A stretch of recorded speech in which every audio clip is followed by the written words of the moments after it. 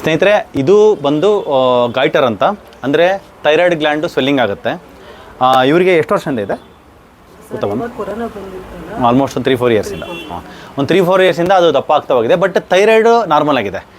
ಅದು thyroid gland like T3 T4 manufacture ಮಾಡೋದಕ್ಕೆ, production ಮಾಡೋದಕ್ಕೆ ಅದಕ್ಕೆ ಅಯೋಡಿನ್ ಡಿಫಿಷಿಯನ್ಸಿ ಆಗಿರುತ್ತೆ. ಹಂಗಾಗಿ ಇದು ಬಾಡಿನೇ ಅದನ್ನು ಫಿಸಿಯೋಲಾಜಿಕಲಿ ದಪ್ಪ ಮಾಡಿರುತ್ತೆ.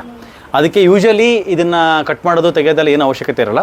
ಜಸ್ಟ್ ಒಂದು ಸಪ್ಲಿಮೆಂಟು, ಅಯೋಡಿನ್ ಸಪ್ಲಿಮೆಂಟು ಇದನ್ನು ಈ ಥೈರಾಯ್ಡ್ ಗ್ಲ್ಯಾಂಡ್ನ ಸ್ವೆಲ್ಲಿಂಗ್ನ ಕಮ್ಮಿ ಮಾಡುತ್ತೆ. ಇವರಿಗೆ ಮುಂಚೆ ಎಷ್ಟು ದಪ್ಪ ಇತ್ತು? ಎಷ್ಟು ಸೆಂಟಿಮೀಟರ್ ಇತ್ತು? 37 ಇತ್ತು. ಇವಾಗ ಎಷ್ಟಾಗಿದೆ?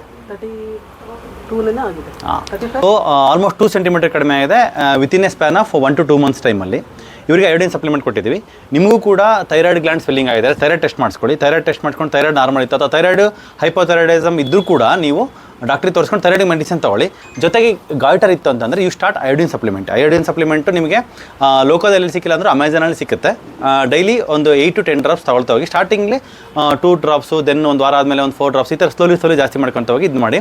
ಯೂಶಲಿ ಅಯೋಡಿನ್ ಡಿಫಿಷಿಯನ್ಸಿ ಹೆಣ್ಮಕ್ಳಿಗೂ ಕೂಡ ಮತ್ತು ಗಂಡು ಮಕ್ಳಿಗೂ ಕೂಡ ಅದು ತುಂಬ ಡಿಫಿಷಿಯನ್ಸಿ ಆಗುತ್ತೆ. ಮತ್ತು IQನ ಕಮ್ಮಿ ಮಾಡುತ್ತೆ, ನಮ್ಮದು ಮೆಂಟಲಿ ಥಿಂಕಿಂಗ್ ಇಂಟೆಲಿಜೆನ್ಸ್ ಲೆವೆಲ್ಲ ಕಮ್ಮಿ ಮಾಡುತ್ತೆ. ಮತ್ತು ತುಂಬ ಸುಸ್ತೆಲ್ಲ ಇತ್ತಲ್ವ ಮುಂಚೆ. ಸೊ ಈ ಥರ ಬಾಡಿನಲ್ಲಿ ಕಂಪ್ಲೀಟ್ ಎಕ್ಸರ್ಷನ್ ಮಾಡುತ್ತೆ. ಈ ಥರ ಆಗಬಾರ್ದು ಅಂತಂದರೆ ಗಾಯ್ಟರ್ನ ಸೈಜು ನ್ಯಾಚುರಲಿ ಕಡಿಮೆ ಆಗಬೇಕಂದ್ರೆ ಸ್ಟಾರ್ಟ್ ಟೇಕಿಂಗ್ ಅಯೋಡಿನ್ ಸಪ್ಲಿಮೆಂಟ್. ಇದು ಜಾಸ್ತಿ ಇದ್ದಿರೋದ್ರಿಂದ ನಾವು ಇವರಿಗೆ ಅಲ್ಟ್ರಾಸೌಂಡ್ ಸ್ಕ್ಯಾನಿಂಗ್ ಆಫ್ ನೆಕ್ ಅದನ್ನು ಮಾಡಿದ್ವಿ. ಅದರಲ್ಲೂ ಕೂಡ ಅದು ಗಾಯ್ಟರ್ ಅಂತಲೇ ಡಿಟೆಕ್ಟ್ ಆಗಿದೆ.